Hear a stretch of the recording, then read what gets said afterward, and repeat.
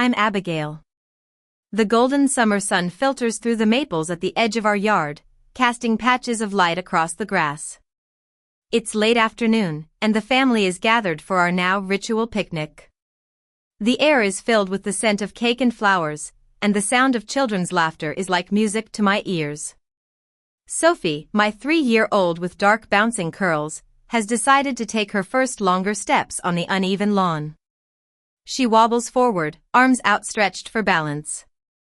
Liam, now a confident 9-year-old, walks beside her, his small hand steady near her shoulder. You got it, Sophie. Keep going.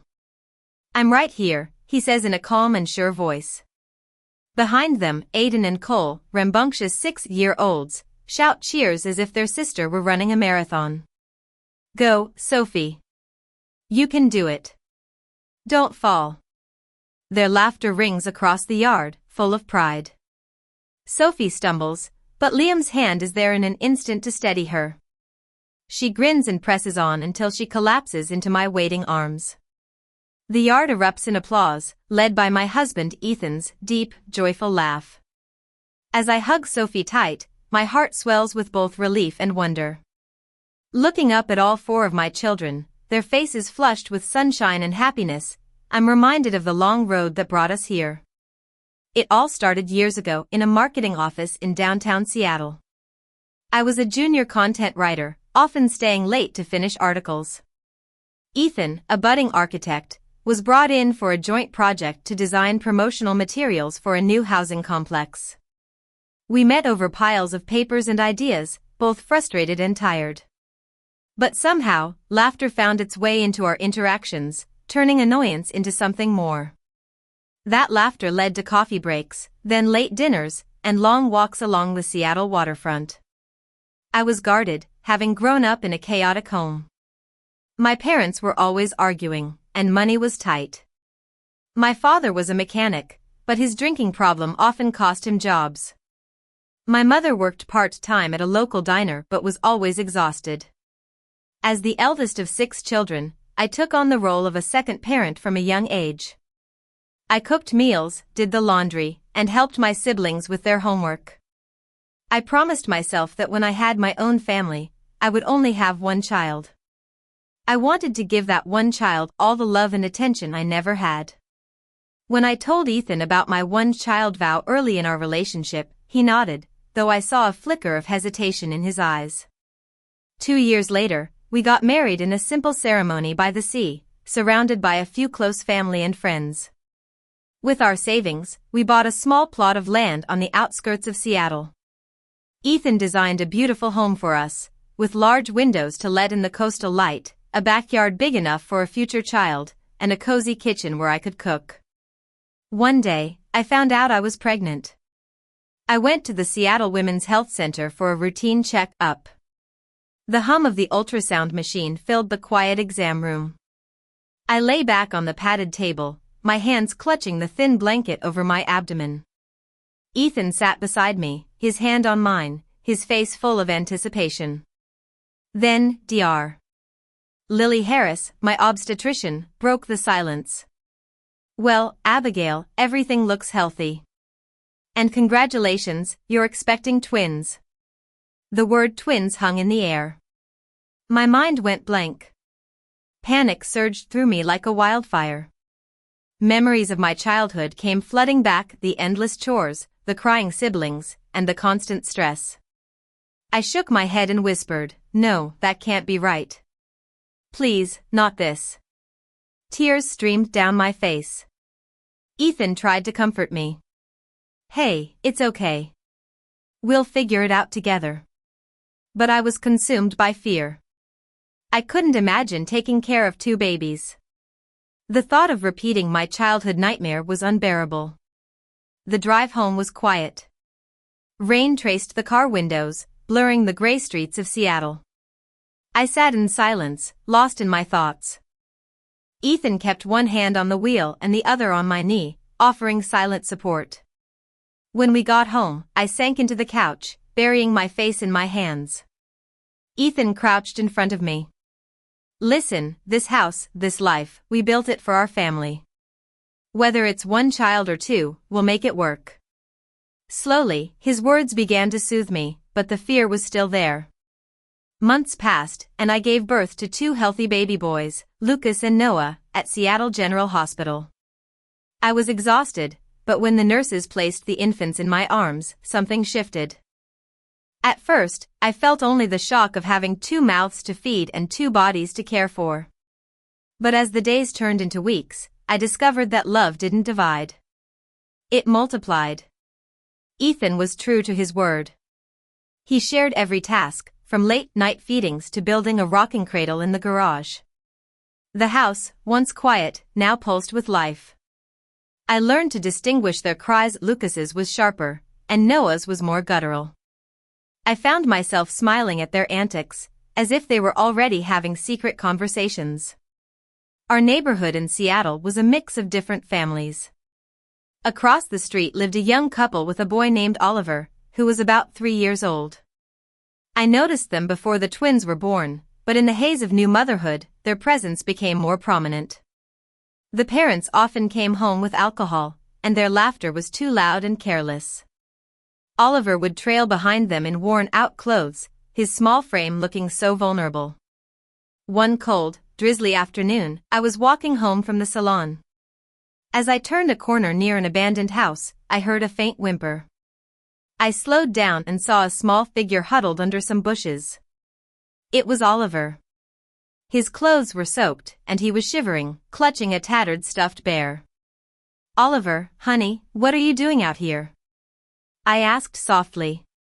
He looked up at me with wide, frightened eyes and whispered, "Daddy's mad. Mommy's mad." My heart ached, and I reached out my hand. "It's okay. Come with me and get warm." He hesitated for a moment, then took my hand. By the time we reached our house, I was drenched. I quickly ushered him inside, the warmth of our home a stark contrast to the cold outside. I got him dry clothes and made him a warm cup of cocoa. When Ethan came home and saw Oliver at the kitchen table, he was shocked. "Abigail, why is he here?" I explained what I had found. Ethan was concerned. "He has parents. We can't just bring him into our house like this." But I was determined. "I can't send him back there." He was so scared and cold. A tense argument followed. Ethan was worried about the potential consequences, but I couldn't bear the thought of leaving Oliver in that situation. I remembered what it was like to be forgotten and unwanted, and I knew I couldn't let that happen to him. The weeks that followed were difficult. I couldn't stop thinking about Oliver. Even after Ethan walked him back to his parents, his face lingered in my mind. I would look across the street and see him alone in the yard, and my heart would clench. Then, one fateful Saturday night, I received a message from a neighbor. There had been an accident. Oliver's parents had been in a car crash and didn't survive. The news hit me like a ton of bricks. I thought about Oliver, alone in the world, and the thought of him going into foster care was unbearable. At the grocery store the next week, I overheard people talking. Oliver's relatives didn't want to take him, they were only interested in the house. I imagined him being passed from one stranger to another, and I knew I had to do something. That night, I sat on the living room floor with Lucas and Noah crawling around me. I looked out the window and thought about Oliver. I pulled the boys close and whispered, "I'll never let that happen to you." But my mind kept going back to Oliver. When Ethan came home, I told him, "I want us to adopt Oliver." He was stunned. "Abigail, do you know what you're saying? Adoption is complicated. We have 2 babies already." But I was firm. He has no one else. We can't let him go into the system. After a long discussion, Ethan finally agreed. We knew it would be a long and difficult process, but we were determined. We met with a caseworker from the Department of Social and Health Services, filled out forms, and opened our home to inspections. Months passed, and we finally stood before a judge in a small courtroom in Seattle. The judge looked at us and asked, "Are you prepared to assume full responsibility for this child, financially, emotionally, and legally?" I swallowed hard and whispered, yes. Ethan nodded firmly. Yes, we are. The judge's gavel came down, and the adoption was granted. That evening, we brought Oliver home. We showed him his new room, a small space painted light blue with a quilt on the bed and shelves filled with toys and books. This is your room now, I said softly. He looked up at us with shy eyes and asked, can I say hi to my brothers? We walked into the nursery, where Lucas and Noah were stirring from their naps. Oliver stepped closer and whispered, hi. In that moment, I knew that he was now a part of our family. Not long after, I discovered that I was pregnant again. The chances were slim, but I took the test 3 times and went for blood work to confirm. I was terrified to tell Ethan, but one night, as the moonlight spilled across the kitchen floor, I summoned the courage. Ethan, I'm pregnant, I said, my voice trembling. He was shocked at first, but then his face broke into a huge smile. This is a miracle, Abigail. Our family is getting even fuller. In the days that followed, Ethan began planning an expansion of our backyard. He wanted to build a swing set, a sandbox, and flower beds. The kids were excited, especially Oliver, who pointed at the sketches and asked, what's that? Ethan replied with a grin, that's where you're going to fly higher than the trees. As spring came, Ethan dug into the soil to set up the swing set, with Oliver helping him carry tools. I knelt by the fence, planting seeds, my hands dirty but my heart full. Lucas and Noah squealed in their playpen, watching the activity.